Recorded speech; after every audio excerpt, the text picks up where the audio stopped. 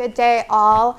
We are definitely very fortunate to live in such a wonderful community. Gloucester, the Cape Ann community, seems to be is a very patriotic community in which they value the service and the sacrifices of veterans, as well as their family members that also serve alongside them.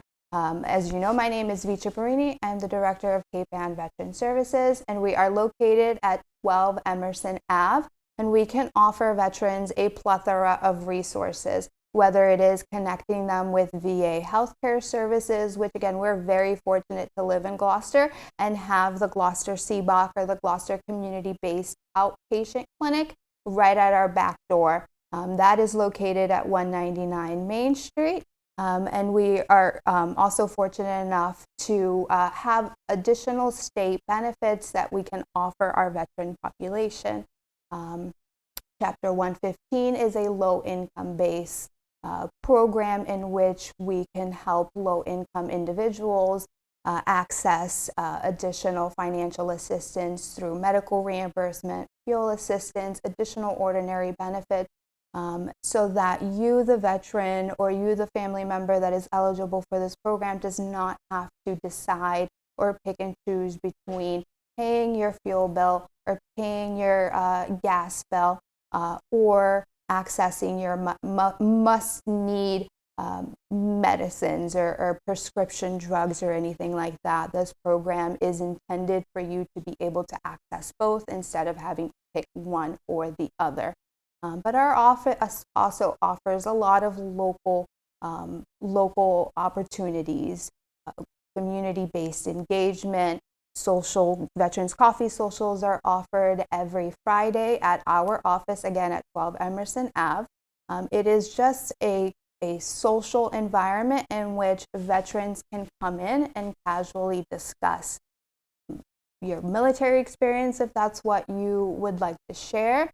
You can discuss what you had for dinner last night, or you can use it as a way to network with one another and share what other resources are out there for you, the veteran in need of any particular resource. We use that as our biggest way of connecting and socializing one another with valuable services. Again, at a local level, at a state level, or at a federal level.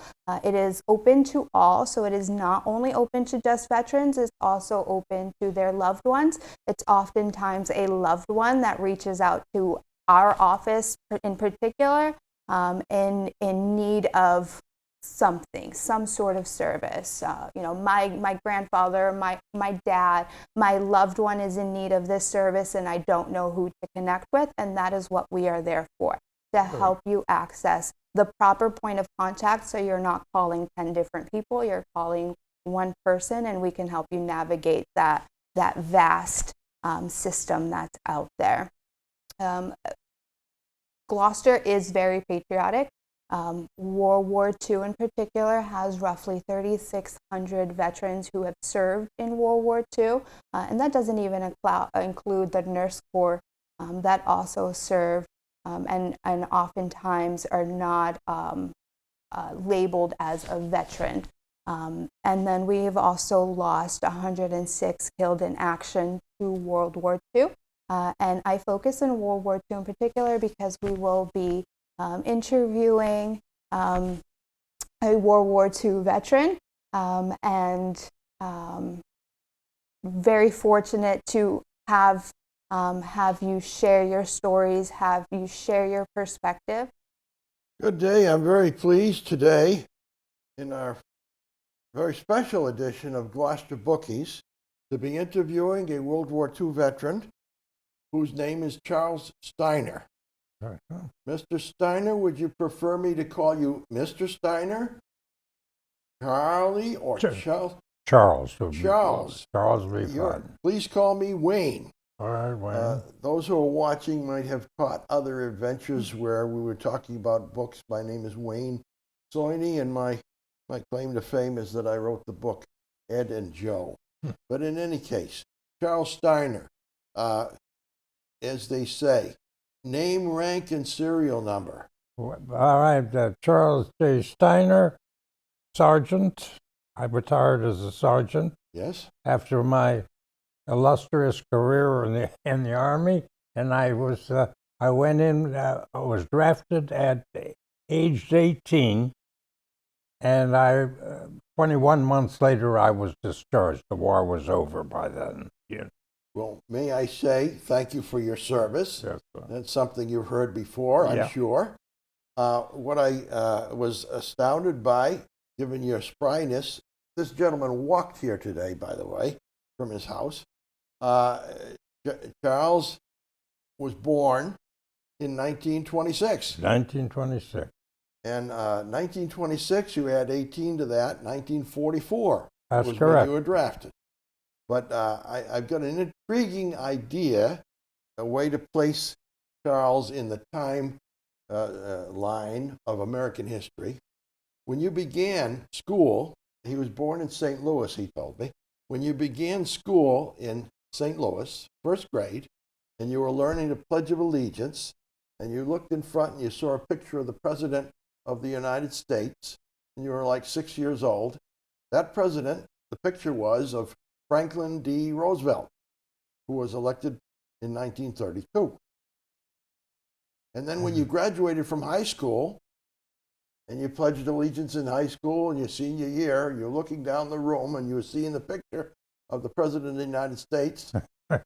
Reprise. It was still Franklin D. Roosevelt, the only man who was elected president 4 times. Yeah.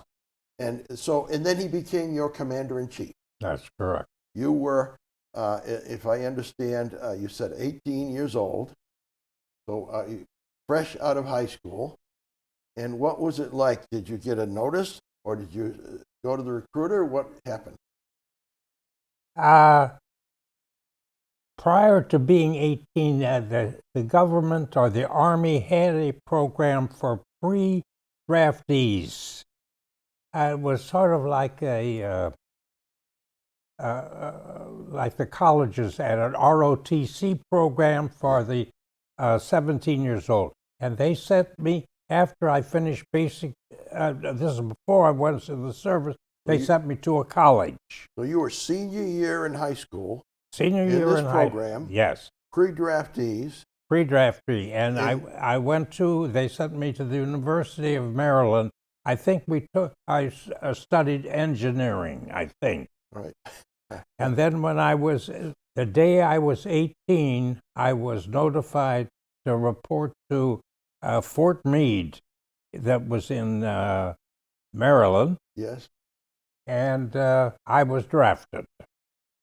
You raised your hand and swore in with everyone else? Yeah, I did. I can visualize that now. You're age 18, you're away from your family. I don't know if it's the first time. This was the longest trip you ever took? No, it so happens that I was not living in St. Louis at that. My father worked for the government. Okay. At that time, there was a thing called the $1 a year men. These were retired executives offered their time. Right. So my family, my mother, my father, my sister, myself, we moved to Washington, D.C.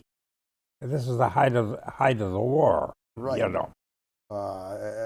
Just people that are watching would be intrigued, I think. The $1 a year men were really volunteers for the government service. That is correct. You expected no compensation for whatever hours, often long hours, and weekends and nights you'd work for the government. Yeah. And in Washington, D.C. So you didn't see much of your father when you were 18 years old. No, that's true. He was working hard. All right. So you joined him. You joined him in the age 18.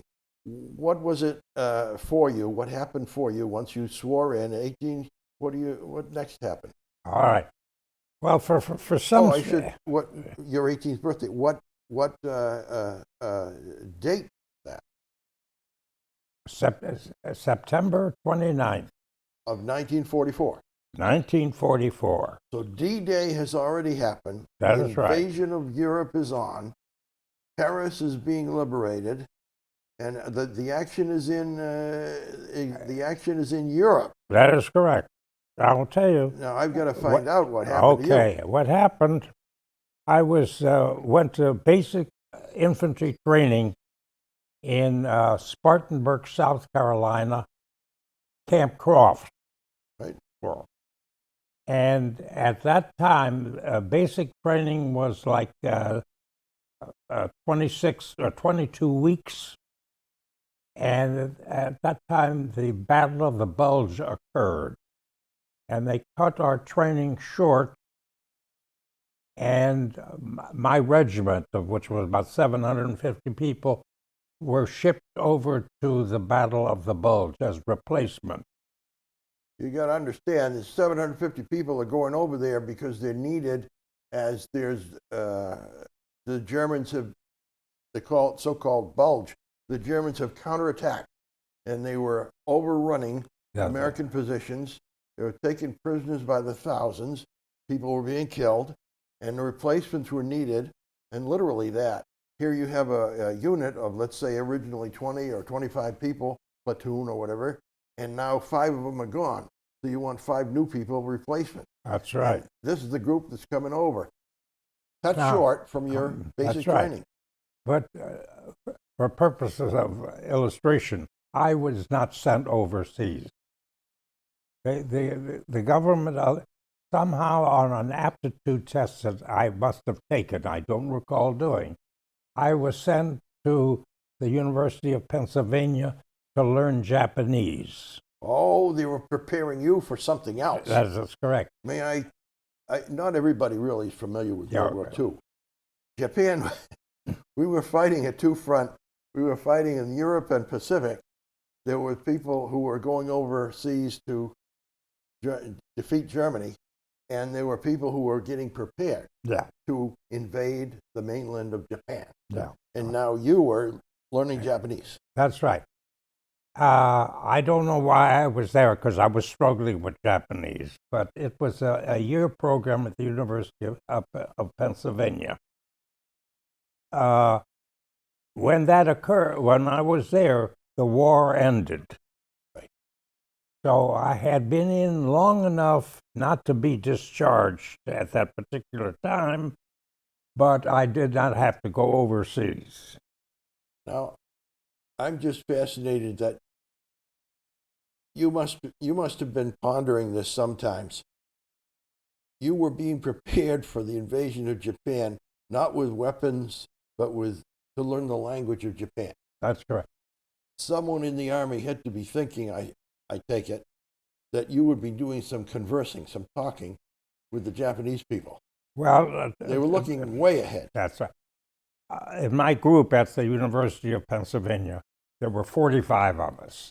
And the purpose of this, we were instructed that we were going to set up, after we invaded Honshu and all of the islands, yes, and we were going to set up the military government. There it is. Right. That's what the purpose was. I'd like people to understand that this is a way of understanding. You're in a pivotal position to make clear. Japan was going to be invaded, but after Japan was invaded and defeated, there was still no sense that people were just going to come back to the United States with that. There was going to be an occupation. That's right. That occupation required a government of Japan by the United States forces, and you were being trained to be part of that Japanese-speaking area when Japan lost. Now I've got to figure out with you, Japan did surrender in August of 1945. No, they did, but we did. I don't know if we ever set up any military government there. Well, it happened under General MacArthur. Yeah. There was an occupation, sir. But I need to ask you, Charles, where were you, when were you, when you got word of the Japanese surrender? Okay, that's a tough question. This is a lot of years ago, so bear with us. If you can search your memory. No, I don't. I think at that time, after the program with the Japanese, I went to Fort Holabird in Baltimore. Yes. And I was then being trained, I don't know for what, counterintelligence. Okay. I think that's when the war ended, I was in. All right. So you might have been in the midst of a Who very knows? new term. I do Yeah. remember when Roosevelt passed away. I remember When standing. and where? When and where? I was at the University of Pennsylvania. I remember standing on the street corner crying. Along with many. Yeah, Franklin D. Roosevelt was the only president you ever knew. that's right, Dave. I know. We don't elect presidents for life, but we really did. Yeah. In 1932, we elected a man Yeah. to be president for life. He died in April of 1945. You were standing outside University of The Pennsylvania. dormitory. I was standing on the on street the corner campus. in Philadelphia. Yeah. and just got the word. Yeah. That maybe in reverse, before you were 18, I don't know, 15 or something, when did you get word of Pearl Harbor? I do remember my father picking me up. I was at Sunday school. He picked me up, and we went to the house, and he had a gin game with three of his friends, and the radio was on. That's what I heard. All right. heard This about is, it. It had no impact. no awareness what that really No, meant. no. Okay, I'm terrific to understand that. I don't know even if I would have known where Pearl Harbor was, No. except we do historically now. Yeah. December 7th, 1941 was the Japan bombed Pearl Harbor, the American base in Hawaii. And you were in your, was it outside Washington or? No, I was St. still Louis? in St. Louis St. when that Louis. happened. Yeah. And the radio was on in your house, and you heard something about a bombing of Pearl Harbor, and it didn't have an impact. Yeah. You weren't thinking we're going to war. Yeah. Yeah, I understand. I do remember the radio. The radio was on a table, and the radio was this. Oh, they weren't little portables. No, They were it was furniture. this big. And I do remember on a Sunday night, I think it was the Eddie Cantor show, we would stare at that radio, stare at it. Eddie Cantor. Now you're bringing back memories. Yeah.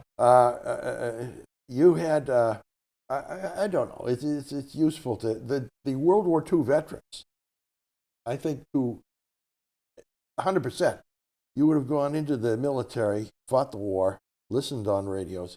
You had nothing to do with, there was not yet television. There was no television. No.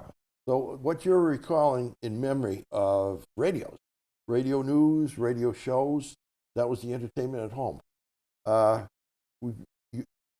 For fun, I'm going to ask, what radio shows did you particularly like? Well, I was addicted to baseball, which came on a ticker tape. Right. I remember the announcer's name was Franz Locks. This is in St. Louis now. Yes. And he would describe it's a long fly ball. He didn't even see, he wasn't at the game. It was just, you would hear the telegraph, the ticker tape going on. You got me laughing because Ronald Reagan was an announcer of baseball games that way. Near Chicago or something? I don't know, Yeah. Illinois somewhere. Illinois, yeah. And he was reading it on a ticker tape, but he would make a little noise with the wood, like a baseball bat had just hit the ball, just to make it a little, almost like it was at the ballpark. But so you were addicted to baseball, and I liked baseball. What was your favorite team? Oh, the Cardinals, of course. No question. Was that the time of the Gas House Gang? Or was That's it. It That's was. it. Yeah, lots of people. Did you ever see those players in the street? They had kids programs, the Gas House Gang. Sure. We would go watch them, and we idolized them. Dizzy Dean and his brother Paul. I do remember I went to a Sunday doubleheader, and Dizzy Dean pitched against Carl Hubble.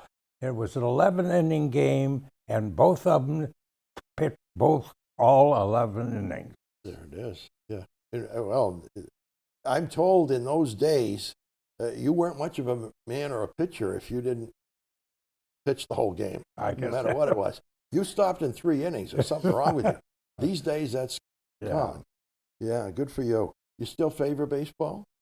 No, not so much anymore. I've don't tell your audience, but I have never been to Fenway Park. Never been to Fenway Park.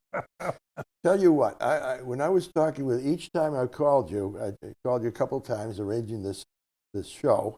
Each time in the background, I was hearing classical music. So you must have that as an interest. I do have that, and I keep it on real loud, a little hearing impaired, and everybody. After I say hello, they say, "Turn down the radio." Turn down the radio. You got that. You got that going. Your period of studying Japanese, did that leave you with anything so you could still speak it for a few years, or till this time, or what? I was on a cruise with my wife. Yes. And we landed in Yokohama. Yes. And we wandered around. Yes. And we got lost. And I approached a policeman and I asked him in Japanese where I can find the boat dock. And he replied and answered me and told me where. And I was married almost 56 years, and that's the one time she said to me, my wife, she said, "I'm impressed." That's a story. That's pretty good, 56 years once. Well, at least once, that's it. I don't think I've gotten that. Good for you. All right. When you were discharged from the service, you were a sergeant, and I don't know how to compare it to veterans these days, but at the end of World War II, there were millions of people, millions of mostly men, being discharged from the service, from all services, and it was a common thing for posters to be, there were posters about, hire the vet, he'll be a good vet, good vet. A lot of things that vets were unemployed or vets needed housing and so on. There's a lot of needs and they were kind of unmet. So I don't know what you encountered after you were discharged from the service for employment, housing, and so. Well, in those days, you lived at home, when you were, Yeah. And I lived at home and I didn't know what I wanted to do. So I put an ad in the paper. Young man wants a position. Yes. Okay. I'm 21, maybe I'm 22. And who replies to that but insurance companies? Okay. And they want you to sell life insurance. They figure you sell your brother, you sell your cousin, Yes. and then you go out of the business. And I did that for 50-odd years, so there. You got into the business and you stayed with it. Yeah, I stayed in. All right. I like that. Well, you make a good salesman. You understand that. You had I was full of prunes, yeah. He reminds me, I was speaking with him on the phone. He said he's 97 years old, but he still buys green bananas. That's right. A lot of optimism. You've come a long way. Come a long way. People living in Gloucester are going to see this rather than St. Louis, so they're going to be intrigued, I think, if you answer. How do you view Gloucester versus St. Louis? Well, number one, New England is beautiful. I could never say that about Missouri. Missouri was hard scrabble, Well, you were living in hard times. You grew up in the Depression. But anyway, yes. So it's not as beautiful as New England, you think? My son just visited this past weekend, he and his wife, and I drove down 127. I think 127 to Manchester by the Sea, you can't beat that. 4 times a year, different. It's beautiful. The seasons change and wonderful leaves and everything. Good. You're reminding me, because of the hard times, you were, let's see, 1930s, you were in your preteen and teen years. A lot of people sold newspapers or shined shoes or what typically, what were you doing besides school in those years in the 1930s? Well, I had a part-time job. I was a shoe salesman. You know, I was an extra, what they called an extra. In a shop. Yeah, in the shop. It was a Not chain. Not door to door. No, this was and the highest price shoe was for the woman's shoe, like a pump, was $3.99. And if I was lucky enough to sell a pair, I got 33 cents. You know. And that felt good. That's right. You brought it home to your folks. That's right. Sure. And it was different times, but everybody was drinking from the same trough, so to speak. You Sure. know. So, Yes. you know. Well, it seems to me there's a lot of hanging together. I've been reading about the Depression and how people felt. They pulled together more. They were compassionate. They felt like your neighbor. It meant something that you had a neighbor, and your neighbor was in need. You came over there with some food. No, that's You right. expected that they might need it. Older Yeah. people or disabled. I do remember there were times where there were knocks on the door. You know, and said to my mother, "You got anything to eat?" You know. Yeah. No question. Yeah. There was, and it was unpredictable when it would end. I don't know if you had that feeling when you were young, if you'd ever grow up in a prosperous time.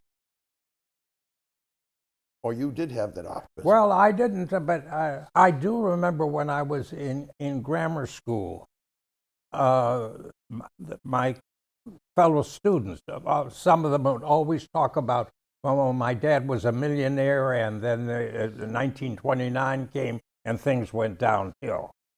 Well, what was it, 25% unemployment at Yes, that? yes. It, Yeah, even people who had jobs, as you said, you were a spare at the shoe store. They weren't paying you, just if you sold some shoes. It had jobs like that, and there were people. My grandfather was normally in the 1920s. He was full time. In the 30s, yeah. each day you'd go to work, and if you were told whether you're going to work or not, otherwise go home. That's And no doubt about it. No unemployment, no checks that would come from the government. That changed, of course, Franklin D. Roosevelt. How did your family feel about Franklin D. Roosevelt? I really don't know. I wasn't privy to those conversations. Okay. My father was he was 40 when I was born, Yes. so it wasn't a father-son sort of relationship. Yeah. You know. Not typically, yeah. Yeah. Okay. And when you got to Washington, D.C., this was during the war. And if I understand, Washington, D.C. had a time when the war came that all this building, all these people, it was just a very crowded and busy and chaotic place. But I don't know if you had that feeling. It was, my father was up there. I told you what his position was, and he had to wait before we couldn't go up there until there were accommodations. We lived in a hotel that was made into housing, you know. For the wartime, temporary. Yeah. Yep. It was. But it was an active time. It was a good time. Washington was an unbelievable place. Yes.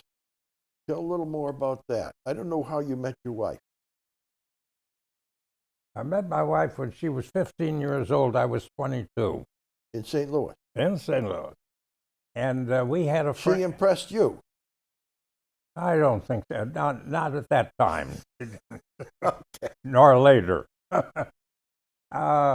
We had a friend who had a beautiful backyard, and they had a traditional, in the summertime, they had a yard party, and people were invited with their children.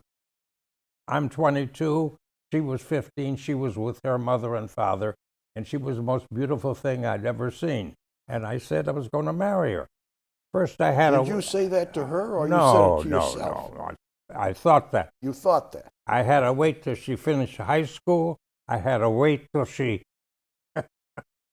went to Colby Sawyer College Maine, I think. Yeah. someplace up there, Yeah. and I had to wait till she came. Then she came home, and I took her out for a couple, 3 months, and then I had a friend who was in the jewelry business, and I got 3 engagement rings on a memo. I just took and she selected the biggest one.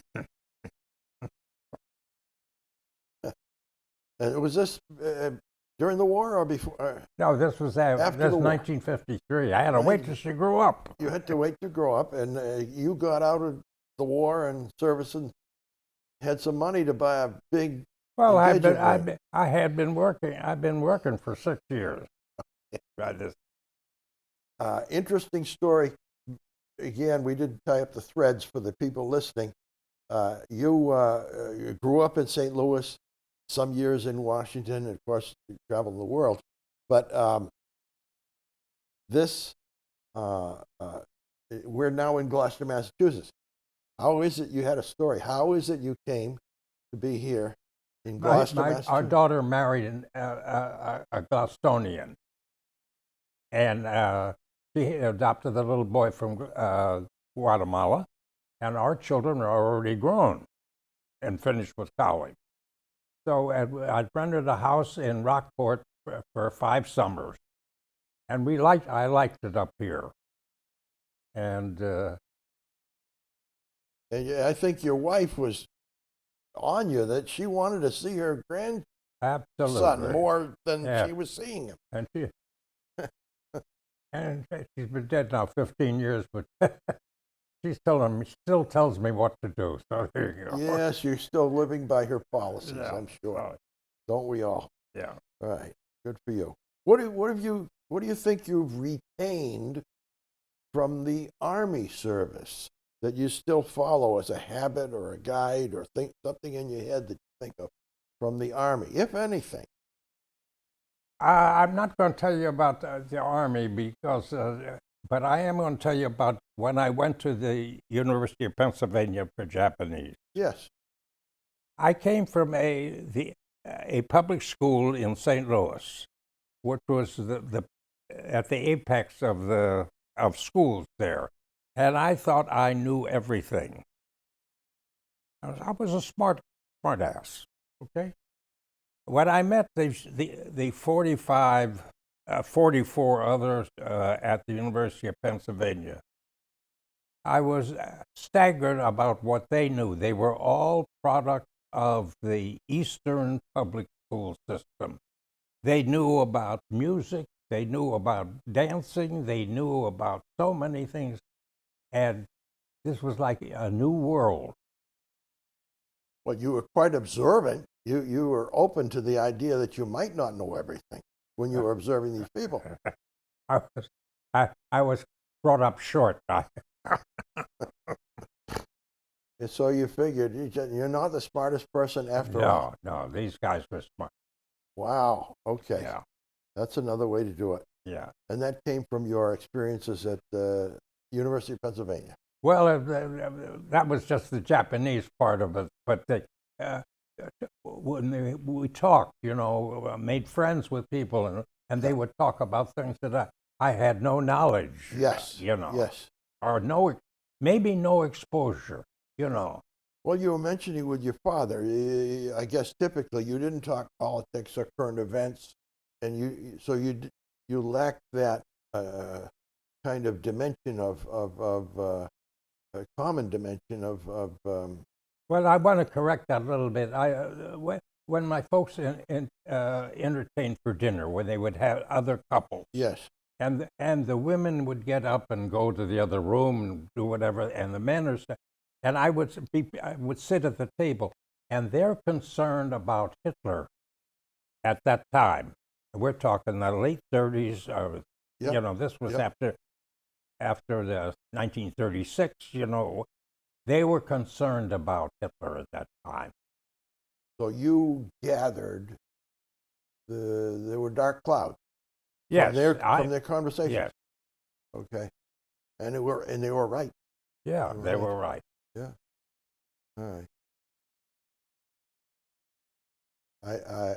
I'm glad you brought up, and I'd like to refresh my memory or get some more details on something you said, because Gloucester has a program, still has a program of ROTC in the school.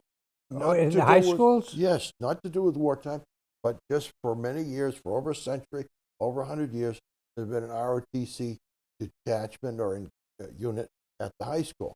Actually, Army officers are stationed in Gloucester, 3 or 4 of them, to be part of the training, military science, they call it, military science class, at the high school. Now, but that was unusual for St. Louis. That was sort of brought in during the wartime. So your experiences will be interesting to people listening who remember ROTC in high school here. Yeah. And then compare that with what you went through, because you seem to have had a rigorous, almost a boot camp experience, including going to Maryland and so forth. Tell us more That about was, that. well, I want You to were a senior or junior in high school? high school, there was no ROTC. No, That, but this was the pre-draft That's right. program that Yeah. you're talking about. Voluntary program. Yeah. But you were a junior or a senior? Late in the high school anyway. I was finished with high school. That You were was, all done with high I school? was all done. And when I graduated high school, I went to Washington University in St. Louis, 1 semester. Okay. Because in the meantime, my father had gone. To Washington. Yeah. Okay. And I was in the ROTC there, and I remember standing at attention and fainting, because You locked your knees. I locked yeah, my knee. Yeah. And that was only one semester, and that was marching and that. But at the University of Maryland, which was the ROTC program, it was vigorous. It was also push-ups and everything else. And I think, if I'm correct, I think the Navy had a program like that, an ROTC program. May well be. I don't know. Yeah. You're actually the first I was aware of this pre-draft program for the Army that you had, included physical training. Seems like to build up the body. Right? I must confess that I love the food in the Army. There's a first, ladies and gentlemen. I think we've got breaking news here. Somebody who loved the food in the Army. That was with or without ketchup. No, everything was. The ice cream went on top of the ketchup. Food was. I felt that's as good as I've ever felt. Is in the Army. Well, part of it is they say hunger is the best sauce. The hunger. So here you are from your exercising, and you want 100,000 calories. And I didn't know I could run 10 miles with a 50-pound bag. 50-pound. I didn't know I could do that. Yeah. That was a wake-up call. Yeah. Yeah. You brought out the best in yourself. Yeah. In how long? 6 months, was it? No, the program I was there like about 21 weeks, whatever is that for. All right, almost 3 months then. Yeah. But No, that's closer to 6 months. Yeah. Good for you. Yeah. All right, so you went through it and you thrived. May I say, not everybody did. Typically, there's some dropouts of that kind of a program. You look one side or the other, and they're not there anymore, right? Yeah, there were usually the bullies were the one that they couldn't do it. Yeah. And you thrive. All right, 21. That's literally on the day you reached 18. 18. And 21 months of training, 21 weeks of training. 21 weeks. You raised your hand to swear. What were you expecting you might be sent for? This is just after D-Day, and well, I really didn't know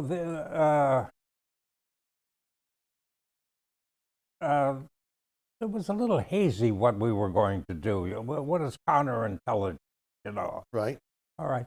So the war is over. I still in the Army, and now they sent me to Camp Campbell, Kentucky, there were five counterintelligence agents there. And our main thrust at that time, it seems that, you know what I mean when I say a nasal inhaler? You would put your nose to clear your nose if your nose is clogged up? Sure. Okay. Sure. If you break the plastic, inside is a piece of paper, cardboard, that has been impregnated with some sort of narcotic. Oh, Who knew? wow. But people, this was at Camp Campbell, Kentucky. There was a whole group who knew and were chewing this and became high. Wow. It's, So it's not part of the I'm going to say benzene. Is there such a thing as a benzene inhaler? I don't know. benzene certainly can benzoprine or something. Maybe benzoprine. But anyway, that was outside of a Army program. That wasn't an issue. No, this was an issue that the Army focused on. Oh, the issue, and somebody. Okay. That's right. Okay. So somebody abused what was actually. So our thrust was we would join the coterie of nasal inhalers people and then arrest them. I put them, you know. Then I got discharged. So there you go. You were ahead of your time, I think, trying to reduce Yeah. the people doing drugs. And Yeah. good for you. Jeez. All right. I don't know. When you were in the Army in the wartime, in this country, was there kind of security that you had to, jump through hoops to get in and out of whatever base you were assigned to, or did you find it kind of loose and lax? I thought it was very loose. Loose at the Yeah, time. yeah. People would. You know, the whole after the war was over, the whole world went relief. Yes, that's right. My uncle was in Cherbourg. The D-Day in Cherbourg, the same time. And I asked him, what was it like when the day that Germany surrendered, this end of the war in Europe? He said, I remember I was happy. I don't remember anything else. So I think it's what you said. Yeah. Just the relief, being happy. Well, in your case, you knew you weren't going to have to be going to Japan. Or maybe you weren't sure you might still have to go to Japan. I I don't recall thinking ahead much at that age. Day by day, Yeah. for the war. Okay. They make a point sometimes in wartime. There's a sort of a buddy. You have war buddies, and they're small group of the bigger unit where you stick together in the war, and then even after the war you remain close. The 45 that I mentioned. Yeah. We had a couple. I used to go out of town every couple of years to go to meet the group Reunion. Yes. Yes. Right. And after a couple of those get-togethers, I found we had nothing to say to each other. So. Even in Japanese or in English. All right. Good for you. Well, looking back, this is a little puzzle for me. Looking back, if you subtracted your Army service and even learning Japanese, if you subtracted, you didn't have it, you did other things, civilian, not military, what do you think would have changed in your life, if anything?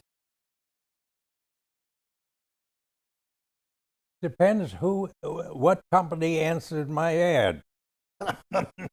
Okay. Okay. Because that's when you were dropped from the sky That's back to Earth. There I now go make a living or go. How am I going to do it? How am I going to do it? What newspaper did you pick? Well, there was St. Louis Post-Dispatch, which was the Pulitzer paper, which was a prestigious and went publication. all over the Midwest, not just St. Louis. No, that's right. Yeah. And it's gone downhill like everything else. Yeah, their cartoonist was Bill Malden. That's right. And I imagine you got a kick out of his cartoons. Yeah. Yeah. We all did at the time. Yeah. It was a good. I do remember though. After I've been working for a little while, and I wanted to buy a car, but I had to take it like going to the meat market. I had to get a car. You just couldn't go buy a car. Everybody wanted a car. Like almost like ration tickets. Yeah. Exactly what it was. That's Sure. right. Or box tops for the That's cereal. right. And I bought or ordered a Ford convertible. New? New. Oh, I think it was $1,300. okay. You were splurging. Hey. But I think Well, you were a bachelor. That's right. That's I lived at home. Okay. Rent was minimal. What was the Ford you got? $1,300? $1,300. Yeah. And a convertible? Yeah, but I mean, it was the motor was something less than assertive. You couldn't go 50 miles an hour. And it was a pain to put the top down, Yeah. So you just left it down. Okay. Oh, God. Your experience in the war is kind of unique. I know, just listening to you, the fact that it was all stateside, you were not overseas, Yeah. you were being trained to go over, and specifically to something that did not happen, which was occupying and having a government of over Japan. So you're different from most veterans of World War II in those respects, and yet you must have some. I've heard you talking with the Veterans Agent.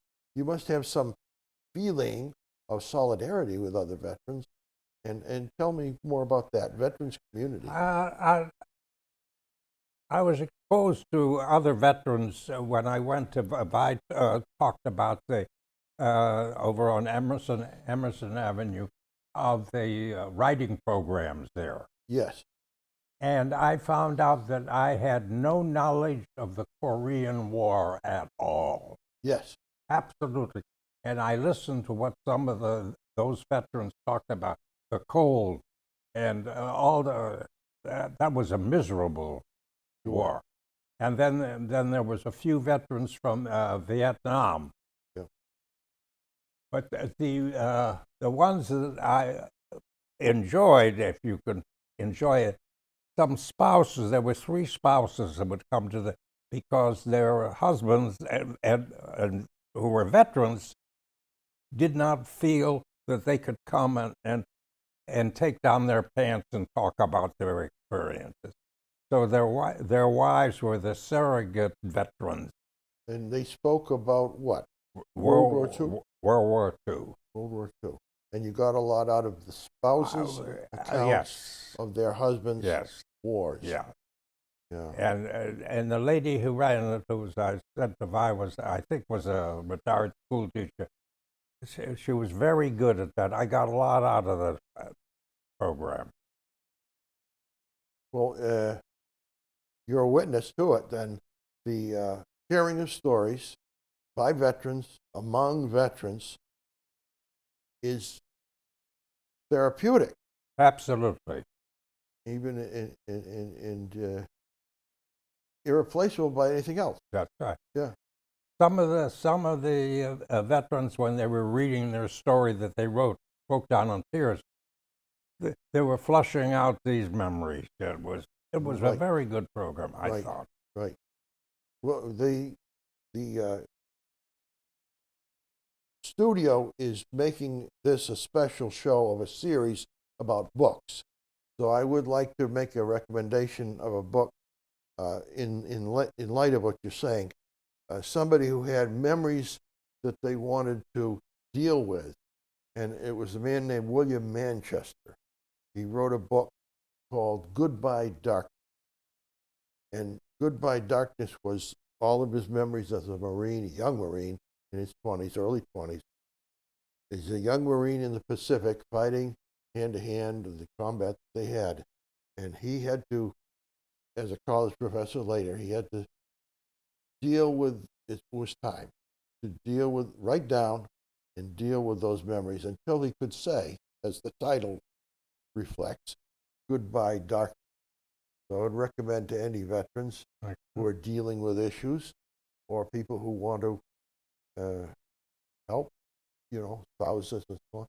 There's a book out there, at least one, many books, by William Manchester called Goodbye Darkness. And actually, in common with anything else, even war, there's moments of utter hilarity and craziness and funniness, things like that. I recall one instance, they took over a Japanese stronghold and discovered that there was a unit, like a box of alcohol, or sake, the Japanese liquor. And they were all bottles, all the same, except one in the center. One bottle in the center. They were all alike except one bottle in the center. So everybody got a bottle or two of the Marines, and the bottle in the center was given to Lieutenant William Manchester, who didn't know any more than anybody else that this was the most potent. I mean, this was the one that you diluted. You added a drop or two in the others, and he was out for the next day or two. Absolutely couldn't move a muscle. And this is in the middle of the war, but it's a funny, for his purposes, that was an anecdote that was hilarious. Things like that. I want to relate this. My wife and I were on a cruise in the South Pacific, and we didn't land, we passed Iwo Jima. Yes. And there was no way that our troops had gone up that no way. When you're looking at it, even just to climb it in peacetime. That's right. Right. It was just an unbelievable job, and being shot at it the way you're going up, it was something. That had an impression on me. No doubt. Yeah. And hard to believe. Hard to believe it all happened. Yeah. I'm sure. You look back at that war. Do you watch on television ever any of the World War II documentaries, newsreels? Occasionally I do watch, but not in the same way you watch the St. Louis or listen to the radio. No, it's the baseball team. It's you already know who won. Yes. It's but I see, most of our things that we watch on television, these are non-residential areas. I see what's happening now in the Ukraine and in Gaza. If it ever ends, what are they going to do then? It's not unpredictable. Yeah. Nobody's planning on the next step. No. And it's such an effort to rebuild from nothing. All right. At this point, we're in the last 2 or 3 minutes of the show, and I often give to the guest an opportunity, if they choose to think and say what they might like as a tip or a technique or an idea. Usually they're writers who are telling other writers how to write. In your instance, you're 97 years old. You've had a long life in war and peace. You've had marriage and widowhood and all those things, experiences. And you can share, I think, better than most people, tips on living, just at large. Give us an idea. Sometimes they ask it, how did you live so long? What did you do? But you can just, how to live. What do you recommend? What do you feel is wisdom at this point? You got a couple minutes to help people. Well, I won't tell about what happened to me, but I want to relate one story that I read. I read the biography of Lyndon B. Johnson. Yes. And I think the author's name is Caro, I think. Robert Caro, C-A-R-O. for That's those that right. want- And he was telling about when Mrs. Caro on Monday did the laundry. Yes. And the Johnsons lived in the hills of Texas, South Texas. Right. And first thing Mrs. Johnson had to go was chop the wood for her stove. Then she had to pump the water up, or whatever that thing Yep. is. And then she would go in and she would iron. Heat the iron. Heat the iron, and the iron weighed 22 pounds and was on the stove. And then the TVA came in, and that just knocked my socks off. Now, I lived in St. Louis, turned on a light bulb, the switch, the electricity. Here was a woman in 1937, and the inhabitants there didn't have electricity. And then they did. Then they did. What a life changer that The was. lights went on, and they had a chance to listen to the radio. Yeah. They had, like anybody else at the Yeah. time, and they had a chance to do the ironing with a plug-in iron and all the other convenience. I forgot about the That was- washboard. Remember the washboard? The washboard, all part of it, all part of the process. Franklin D. Roosevelt, the New Deal, bringing electrifying the farm. And Lyndon Johnson was part of that and was reelected and happy. Anyway, you're on the right track. So basically, we're pretty lucky. Pretty lucky. I think that's the bottom line you want to leave us with. That's And I right. thank you very much. We've been interviewing Charles Steiner very happily. Sergeant Charles Steiner, thank you for your service. And those out there who see him, you congratulate him and thank him. Thanks very much.